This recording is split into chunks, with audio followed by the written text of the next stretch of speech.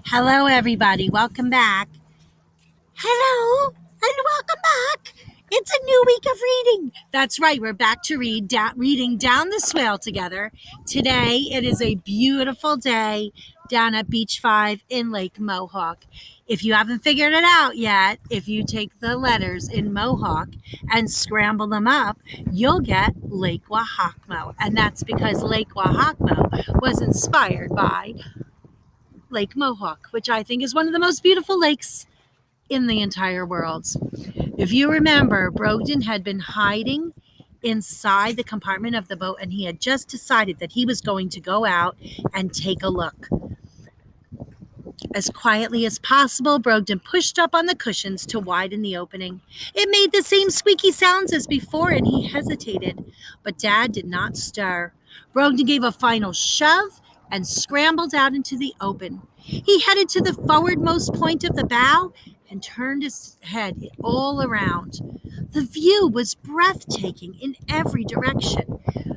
The hills surrounding Lake Wahakmo rose up gently on all sides in brilliant, lush greens. Looking northwest, he could see the full length of the lake. It made him feel very tiny indeed. He stood there a long time, taking it all in, committing to memory the way the waves began on one side of the lake and traveled like long wrinkles to the other side, with nothing to stop them except their own energy, which curled over them in white caps. His eyes swept across the sky and marveled at its vast openness. It made him want to throw his arms open wide and inhale deeply. Never in his life had he seen anything so enormous. Back home, the view of the sky had always been obscured by trees. As he was standing there contemplating exactly which adjectives he would use to describe the sight to Aunt Hazel, a prickly feeling ran up his arms. He had the uneasy feeling that somebody was watching him. Slowly, he turned around to find Dad staring directly at him. His jaw hung open, and his face was as pale as a full moon. Monster, he croaked, pointing a shaky index finger at Brogden. A little monster. Brogden stood in place, utterly terrified. His first impulse was to try to run back to his hiding spot beneath the sea cushions, but his feet seemed stuck, as though they were attached to deep roots. Oh, it can't be. I must be seeing things, Dad muttered to himself. His newspaper had dropped from his chest to the floor. He removed his glasses and rubbed his eyes with the back of his hand. Then he polished the glasses with the corner of his shirt and put them back on. Brogden still hadn't moved a muscle. It's still there, Dad yelled. Emory and Amy had just climbed up the ladder onto the swim deck. What's still there? Emory asked while he dried his hair with a towel. The little monster, Dad hollered. Little monster, Amy echoed, not really understanding. There, right there. Dad was ranting like a madman and pointing at Brogden, whose heart was fluttering faster than a pair of hummingbird wings. Ooh, it's a little man, a cute little man, Amy cried out and immediately lunged forward with outstretched arms in an attempt to grab Brogden.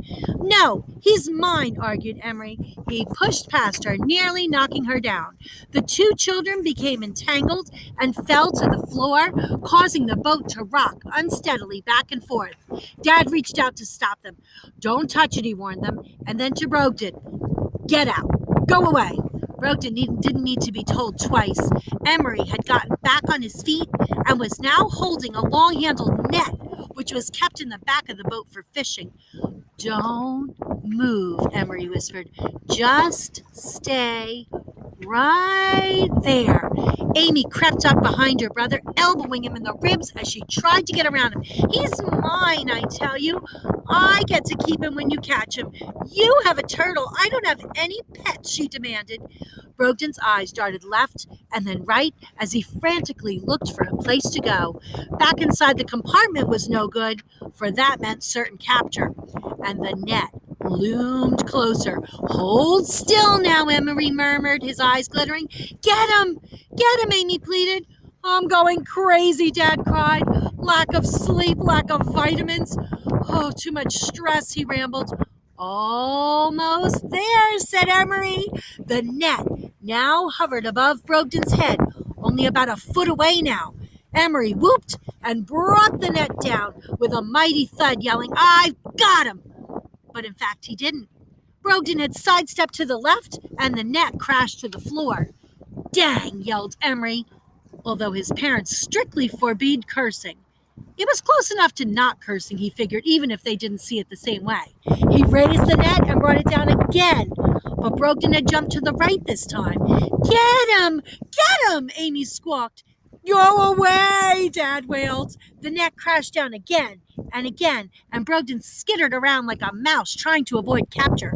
"Stop," he pleaded. "Stop it!" "Oh, he talks." "I want a little man that talks, Amy Wine. Do hurry and get him." "I'm trying," Emory snapped back, "but he won't stand still." Brogden clambered on top of the boat's navigation lights and stood there teetering. The children had him cornered.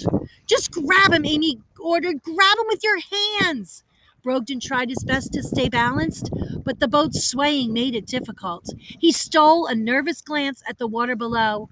Whereas only a few minutes before he'd been in awe of the lake's beauty, the waves were choppy now and an ominous mix of blue and gray. Looking at it made him sick to his stomach, and he was sweating with fear. "I've got him!" Emory cackled triumphantly. Brogden saw the hands closing in on him. He did the only thing he could think of.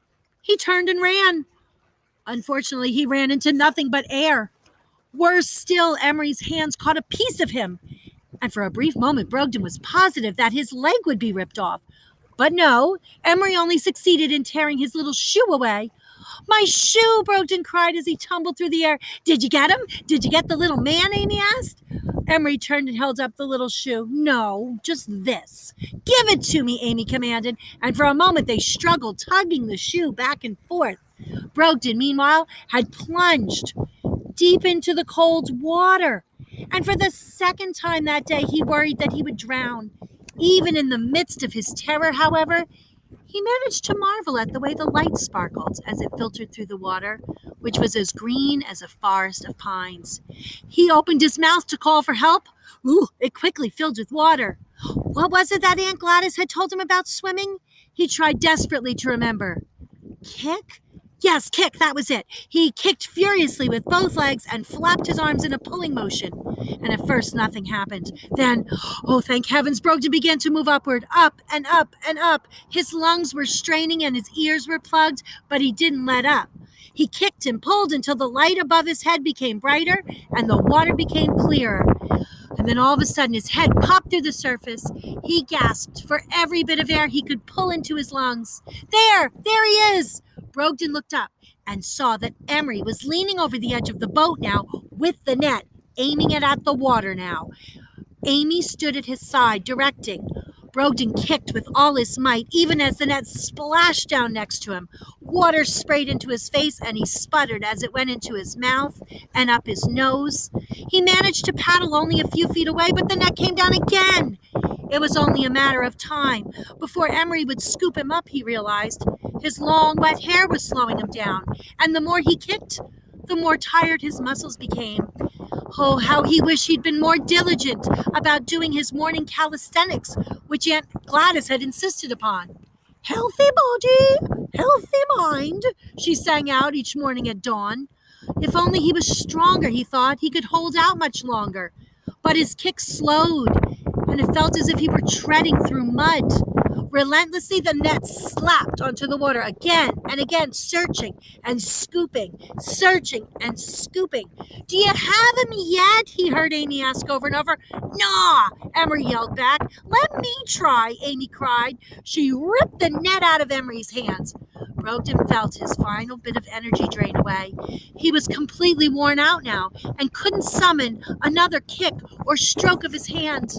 And the last thing he remembered seeing before he slipped under the waves was a gigantic beak heading straight for him. And that's unfortunately where we'll stop. Brogden is certainly in trouble. He certainly is.